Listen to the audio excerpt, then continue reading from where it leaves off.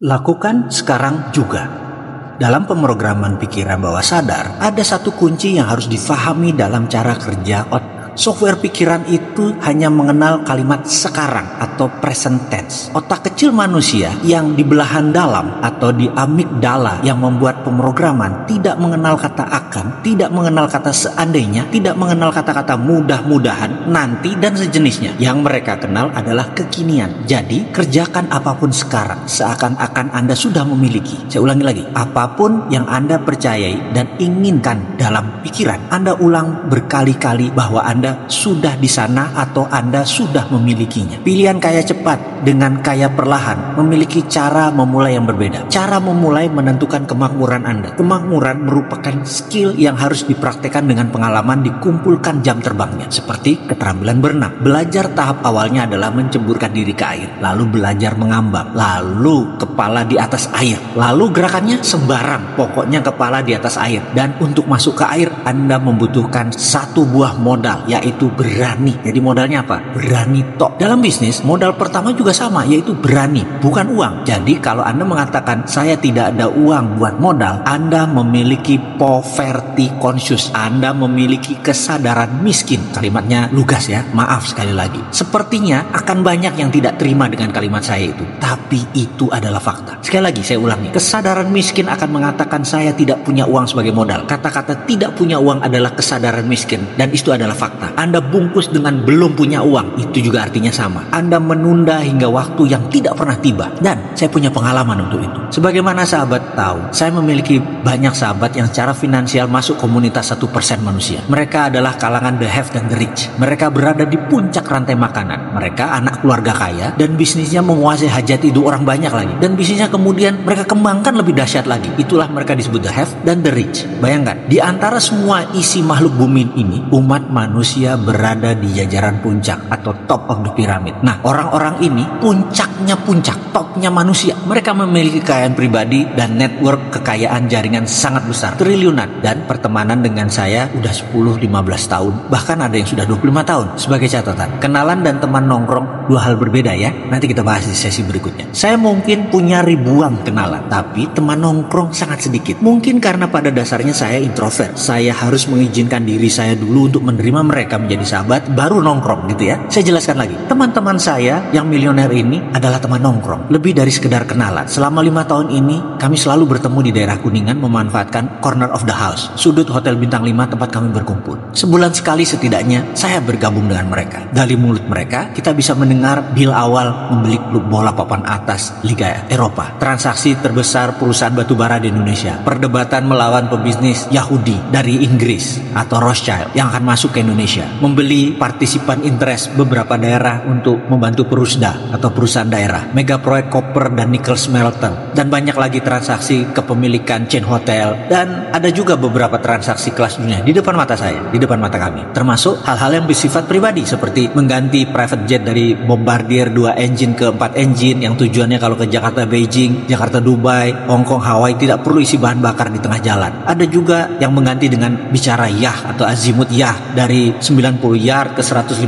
yard. Itu percakapan biasa, seperti kita membeli Indomie kali di Indomaret. Yang saya mau ceritakan adalah hubungan pertemuan saya dengan mereka sempat terputus sejak 2006 sampai 2010 kira-kira. Saya tidak sempat ada waktu bertemu dengan mereka, dan entah bagaimana mereka juga seperti ada cara untuk tidak bertemu dengan saya. Bukan dengan sengaja, maksudnya kayak ada yang ngatur aja. Semua seakan-akan sibuk. Mereka tetap saja bertemu satu dengan yang lain dan tetap berbisnis. Saya tidak keduanya, alias saya tidak bertemu dengan mereka dan saya tidak berbisnis dengan mereka. Tahun tersebut, usaha yang sedang saya bangun semua dalam masa tanam. Belum ada yang bisa dipanen. Lalu, saya ingat istri saya berkata, "Ayah, kenapa sih nggak nongkrong dengan mereka, teman-teman lama itu?" Lalu, dia sebutkan beberapa nama pebisnis sahabat saya yang namanya sering ditulis di media, dan beberapa nama yang lebih muda tapi lebih sukses, tapi tidak pernah diekspos media. Saya langsung setuju. Saya ingat sekali pertengahan 2010 akhirnya saya bertemu dengan mereka, dan langsung saya dihujani dengan pertanyaan, "Kemana aja bos? Sudah banyak cuan ya?" banyak fulus ya, lupa teman ya, dan macam-macam gurauan lain yang intinya mengingatkan saya jangan lakukan itu lagi, tidak silaturahmi, tidak memanjangkan saling ngobrol ngalor ngidul. Dan saya ada merasa janggal, kok saya merasa nggak pas ya di situ. Saya heran hari itu, setelah 2 jam di sana saya merasa ada yang nggak masuk, saya pun pamit. Kali berikutnya saya hadir lagi bulan depannya, saya juga merasa nggak nyaman. Bulan berikutnya saya ulangi lagi, saya merasa nggak nyaman. Hadir di pertemuan saya terasa asing.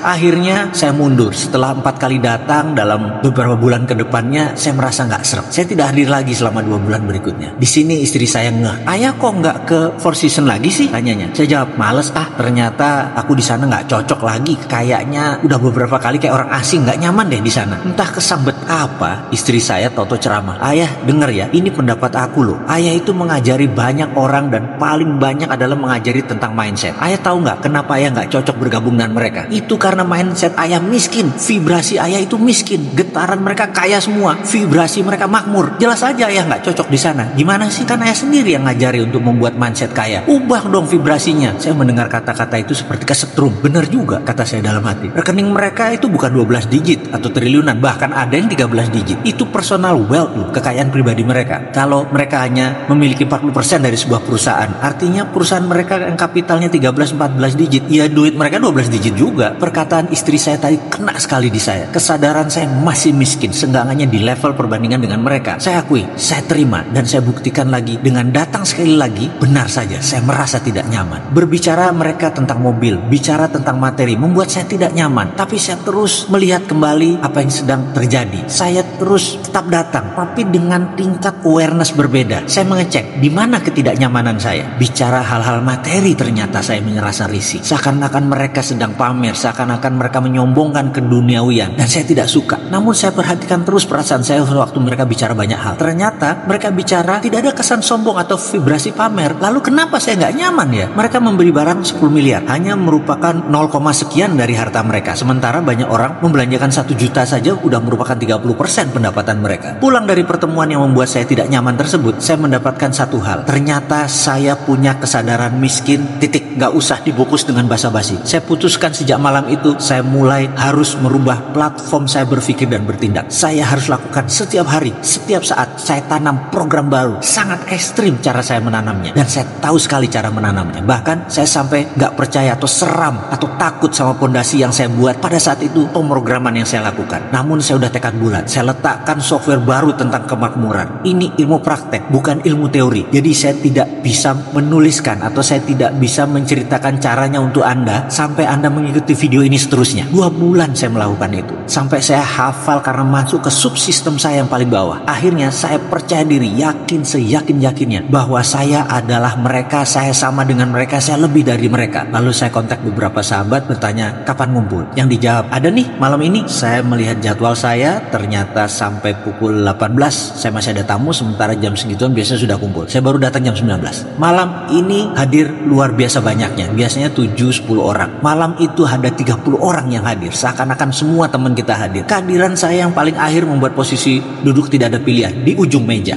Bayangkan begini, dalam meja lounge ada meja tinggi dengan bangku tinggi kayak kursi bar, hingga kalau tidak duduk kita dapat berdiri menyandar tangan dengan nyaman di meja tersebut, meja bar. Tapi ini adalah meja yang kecil dan dekat, saling berhadapannya dekat, dengkul ketemu dengkul, baik duduk maupun berdiri jarak mejanya dekat. Akhirnya kami semua dalam posisi duduk kecuali saya yang di ujung sendirian. Semua mata menyapa dan menatap saya seakan-akan saya yang adalah spotlight posisinya, karena kayak orang yang lagi bayar di posisi ujung. Jeruk hangat diletakkan oleh waitress di kanan meja saya dan saya mulai bicara. Saya nggak tahu kenapa, mungkin malam itu saya kesambet dewa ketawa kayaknya. Saya seperti seorang stand up comedian yang lagi ditangkap oleh mereka. Selama 2 jam kami tertawa terbahak-bahak, terkekeh-kekeh, kepipis-pipis malah. Asli lucu dan kami saling menimpali joke. Pulang pukul 11 malam, wajah saya sumringah. Orang rumah bertanya ada apa, lalu saya menceritakan rinci kejadian malam tadi. Sejak saat itu HP tidak pernah berhenti berdering hingga saat ini. Untuk beberapa eksekusi bisnis, kalau saya tidak ikut, mereka nggak mau jalan. Semua mendadak berubah akrab. Saya nggak pusing lagi urusan Bombardier, Mona Lisa Project, Azimut Ya, Caesar Palace, atau apalah nama yang saya tidak terlalu kenal. Tetapi saat ini semua itu tidak berpengaruh negatif lagi. Sekarang sahabat, Anda ingin tahu rahasianya apa yang saya lakukan hingga semuanya berhasil positif? Ikuti video selanjutnya.